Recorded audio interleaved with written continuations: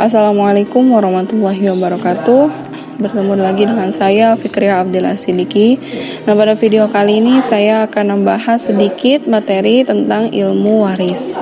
Ya. Nah, ilmu waris itu sendiri disebut juga sebagai ilmu faraid, yang mana merupakan salah satu disiplin ilmu yang disinyalir akan segera lenyap dari permukaan bumi ini, dan dirasakan saat ini itu jarang sekali orang yang mempelajari dan mengajarkan ilmu waris ini.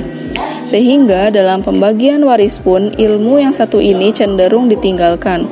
Padahal bagi umat Islam itu wajib hukumnya mempelajari, mengajarkan dan membagikan harta waris berdasarkan tuntunan hukum Islam agar tidak terjadi pemilikan harta dengan secara batil. Islam sendiri mengatur ketentuan pembagian waris secara rinci agar tidak terjadi perselisihan antara sesama ahli waris sepeninggal orang yang hartanya diwarisi. Nah, Islam itu mengatur ketentuan-ketentuan pembagian warisan secara rinci dalam Al-Quran dan hadis. Kemudian di Indonesia itu terdapat kodifikasi hukum kewarisan yang terdapat pada Instruksi Presiden RI nomor 1 tahun 1991, yakni Kompilasi Hukum Islam atau disingkat KHI. Sumber hukum kewarisan di dalam Al-Quran itu terdapat pada Al-Quran surat An-Nisa ayat 7, ayat 10-14, dan ayat 176. Kemudian KHI atau Kompilasi Hukum Islam itu merupakan kodifikasi hukum setelah melewati berbagai halakoh, simposium maupun seminar dan masukan-masukan dari tokoh agama, dan dalam pemberlakuannya melalui Instruksi Presiden RI nomor 1 tahun 1991 yang menjadi arah pembangunan hukum nasional di Indonesia.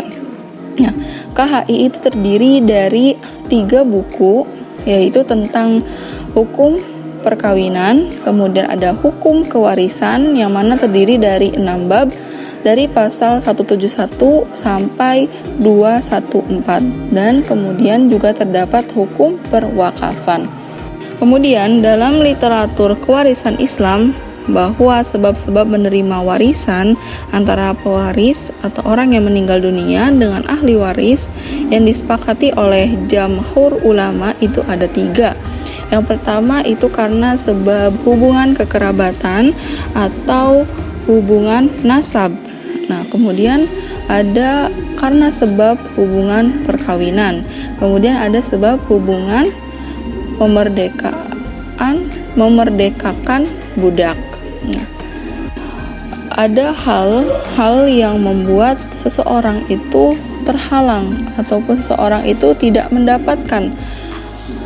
menerima warisan. Yang pertama karena sebab seseorang itu membunuh ahli waris ataupun membunuh pewaris, ya, atau yang meninggal itu.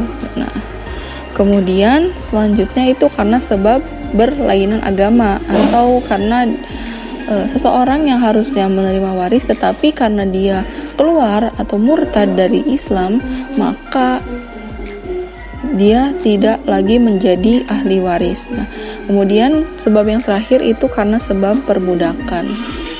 Nah, kemudian hak-hak yang harus didahulukan sebelum pembagian harta waris itu yang pertama kita harus mengurus jenazah. Jadi biaya pengurusan jenazah itu diambil dari harta waris itu.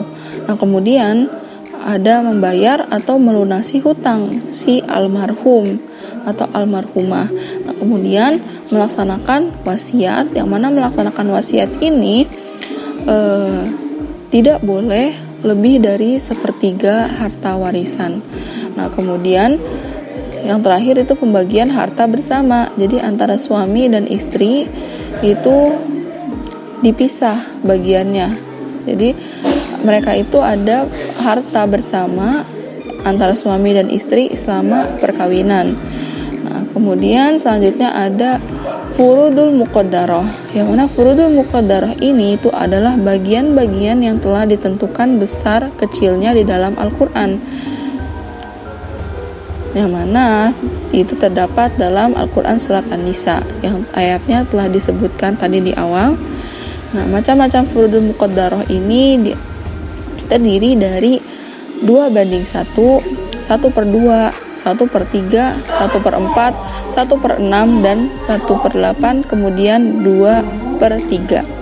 Nah, untuk bagian 2:1 itu merupakan prinsip utama di mana anak laki-laki itu akan menerima 2 bagian, sedangkan anak perempuan itu akan menerima 1 bagian. Kemudian bagian 1/2 itu untuk 1 orang anak perempuan. Kemudian untuk suami jika tidak mempunyai anak atau cucu. Kemudian untuk 1 saudara perempuan sekandung atau sebapak jika muwaris tidak mempunyai anak atau cucu perempuan atau saudara laki-laki. Nah, kemudian selanjutnya ada bagian 1/3. Nah, bagian 1/3 ini untuk bagian ibu jika muwaris itu tidak mempunyai anak atau cucu atau saudara lebih dari 1. Dan bagian 1/3 ini untuk 2 orang laki-laki atau perempuan, 2 orang saudara seibu, ya, baik laki-laki maupun perempuan. Nah, kemudian selanjutnya ada bagian 1/4. Nah, mana bagian 1/4 ini untuk bagian suami jika mempunyai anak atau cucu. Kemudian 1/4 ini juga untuk bagian istri jika tidak mempunyai anak atau cucu. Kemudian selanjutnya ada bagian 1/6. Dan bagian 1/6 ini untuk bagian ibu dan bapak jika muwaris itu mempunyai anak atau cucu. Ya, kemudian 1/6 juga untuk bagian seorang saudara seibu baik laki-laki maupun perempuan. Kemudian bagian 1/6 ini juga untuk cucu perempuan jika ada anak perempuan. Selanjutnya bagian 1/8. Nah, bagian 1/8 ini untuk bagian istri jika muwaris mempunyai anak atau cucu. Kemudian yang terakhir bagian 2/3. Itu untuk bagian 2 anak atau cucu perempuan atau lebih jika muwaris itu tidak memiliki anak atau cucu laki-laki. Nah, sebetulnya ini masih sekali banyak bagian-bagian seperti ahli waris yang terhijab, kemudian ahli waris yang sebagai penghijab juga sebenarnya masih banyak materinya. Mungkin teman-teman bisa cari dari literatur lain. Saya cukup menyampaikan hal-hal yang telah tertuang dalam Al-Quran dan juga di dalam kompilasi hukum Islam. Kemudian selanjutnya itu saya akan menyampaikan ilustrasi di mana di sini itu terdapat ada suami ya meninggal dunia, meninggalkan istri, ayah, ibu, 2 anak perempuan, 1 anak laki-laki, dan 2 saudara perempuan sekandung. Nah, dalam pernikahan 40 tahun, itu memiliki harta kekayaan berupa rumah mewah beserta perabotannya, mobil Honda CR-V tahun 2013, motor Vixen tahun 2013, toko beserta barang dagangan, tanah sawah seluas 500 meter persegi, dan dana tabungan di bank sebesar 250 juta. Nah, sebelum meninggal dunia, almarhum masuk rumah sakit selama 30 hari dengan menghabiskan biaya sebesar 125 juta dan biaya pengurusan jenazah itu sebesar 15 juta dan hutang di bank itu sebesar 45 juta. Kemudian harta peninggalan tadi kita inventarisir dan harta yang tidak bergerak itu ditaksir berdasarkan harga jual pada umumnya. Kemudian ditambah semua itu jumlahnya menjadi 1.493 juta rupiah. Nah, kemudian kewajiban yang harus dilaksanakan yaitu tadi biaya rumah sakit, membayar hutang, dan biaya pengurusan jenazah itu totalnya ada 185 juta. Kemudian kita hitung harta tirkahnya itu setelah dikurangi kewajiban yang harus dilaksanakan. Nah, maka sisa setelah dikurangi kewajiban yang harus dilaksanakan itu menjadi 1.308.000.000 rupiah. Nah, harta bersama itu dibagi dua antara istri dan suami berdasarkan Inpres atau Instruksi Presiden nomor 1 tahun 1991 tentang KHI pada pasal 96 ayat 1 yang berbunyi, apabila terjadi cerai mati maka separuh harta bersama itu menjadi hak pasangan hidup yang lebih lama. Nah, jadi harta yang harus dibagi, yang bisa dibagi itu hanya harta bersama bagian suami saja atau bagian almarhum saja, yakni sebesar 654 juta rupiah. Kemudian di sini ada tabel pembagian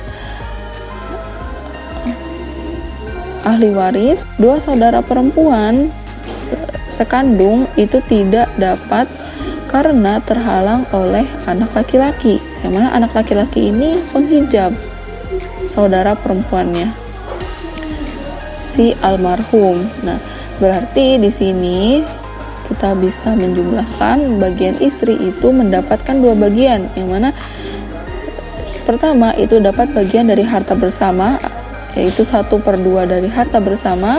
Kemudian yang kedua itu mendapat bagian dari harta warisan, yakni 1/8. Maka jumlah bagian untuk istri itu adalah 735.750.000. Nah, sedangkan untuk bagian 3 anak yang menjadi aswabil ghair 354.250.000 itu masing-masing mendapatkan bagian, yang mana anak perempuan itu 1, jadi kita menerapkan 2:1. Anak perempuan 1 bagian, anak perempuan 1 bagian, anak laki-laki 2 bagian. Nah, jadi anak perempuan itu mendapatkan warisan 88.562.500 perak. Kemudian anak laki-laki itu mendapatkan bagian 177.125.000 rupiah. Oke, sekian penyampaian materi dari saya. Teman-teman bisa cari materi ataupun ilmu dari literatur lain. Sekian penyampaian dari saya, kurang lebihnya mohon maaf. Wassalamualaikum warahmatullahi wabarakatuh.